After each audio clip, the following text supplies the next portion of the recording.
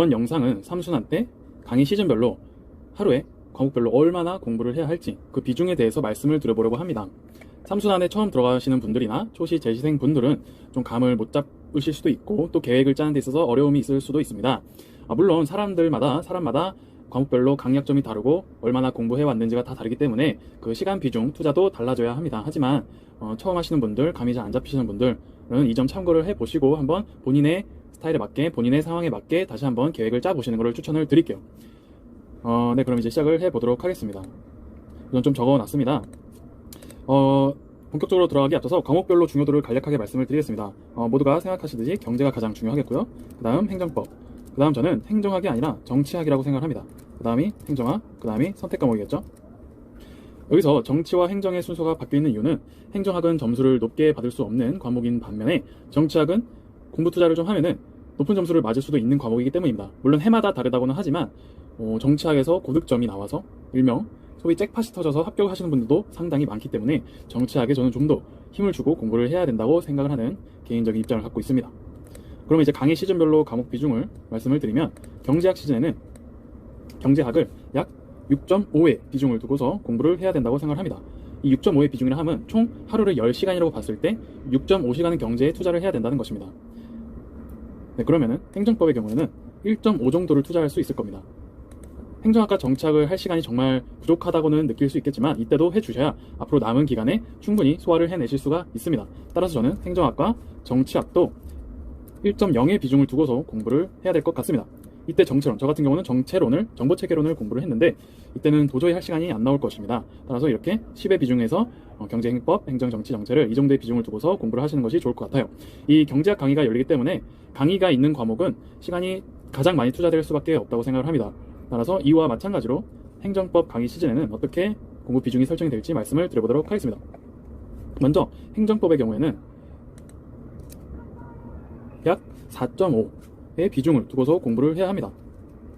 강의가 아무래도 있기 때문에 그 강의에 투자하는 시간이 굉장히 많습니다. 그래서 행정법이 높아질 수밖에 없고, 하지만 경제학은 여전히 중요한 과목이기 때문에 3.5의 비중은 여전히 투자를 해줘야 됩니다. 그리고 행정학과 정치학도 정말 시간이 빠듯하지만 1.0의 비중씩은 투자를 해주셔야 앞으로 남은 기간을 수월하게 해내실 수가 있습니다. 정체론은 역시 0의 비중이고요. 네, 행정학 시즌은 아무래도 행정학에 투자를 많이 할 수밖에 없습니다. 행정학 강의를 들어야 되기 때문에 행정학에 약 4.5 정도의 비중을 두셔야 됩니다. 하지만 경제학도 여전히 중요한 과목이기 때문에 2.5의 비중은 최소한으로 투자를 해주셔야 되고요. 행정법도 2.0 정도는 투자를 해주셔야 된다고 생각합니다. 정치학도 여전히 1.0의 비중은 투자를 해주셔야 됩니다. 정체론, 이때도 아마 할 시간이 없을 것입니다. 하지만 지방행정론과 같이 공부 양이 많은 선택 과목의 경우에는 이때 행정학 시즌 때부터 공부를 조금씩 해야 될 수도 있습니다. 이때 평일에는 할 시간이 없으니까 주말에 일요일 밤이나 하루 반나절 정도 투자를 하는 것으로 대체를 할 수 있겠습니다. 정치학의 경우에는 역시 정치가 가장 높아야겠습니다. 정치가 대략 3.0 정도는 투자가 되어야 된다고 생각합니다. 저는 이 경우에 정치학을 독학한다라는 가정을 했기 때문에 이 정도를 투자를 했던 것 같습니다. 물론 강의를 듣게 되면은 정치학에 좀 더 많은 비중, 거의 4.5 정도의 비중을 둬야 될 것입니다. 하지만 저는 독학을 한다는 가정에서 3.0으로 했습니다. 그렇다면 만약에 강의를 듣게 된다면 우선 독학하는 경우에 비중을 먼저 말씀을 드리고 강의를 들을 때의 비중도 한번 말씀을 드려볼게요. 정치학의 경우에 3.0을 투자를 하게 되면 여전히 경제학은 조금 높이고요. 행정법은 경제만큼은 아니지만 좀 높은 수준이어야 합니다. 행정학은 아무래도 정치학보다는 중요도가 떨어진다라고 저는 설정을 했기 때문에 1.5 정도의 비중을 투자를 합니다. 정체론 같은 경우에는 이제부터 주말 반나절 정도를 투자를 합니다. 그래서 하루에 정체론이 껴있는 시간은 없고 주말에만 하는 것입니다. 만약에 독학을 하게 되면 저는 이렇게 할 것 같은데, 만약에 강의를 듣게 된다면 어떻게 될까요? 정치가 약 4.5 정도가 될 것 같습니다. 4.5 정도가 되겠고, 여기서 나머지 시간에서 줄여야겠죠. 경제가 2.5 정도로 내려갈 것 같습니다. 행정법도 2.0으로 내려가야 할 것 같고요. 행정학이 1.0으로 내려가야 할 것 같습니다. 그렇게 되면은 딱 합쳐서 10이 되죠. 이렇게 정치학 강의를 들어버리면은 경제, 행법 할 시간이 줄어들기 때문에 저 같은 경우는 그냥 정치학은 강의 효용보다는 독학의 효용이 더 크겠다 싶어서 독학을 했고요.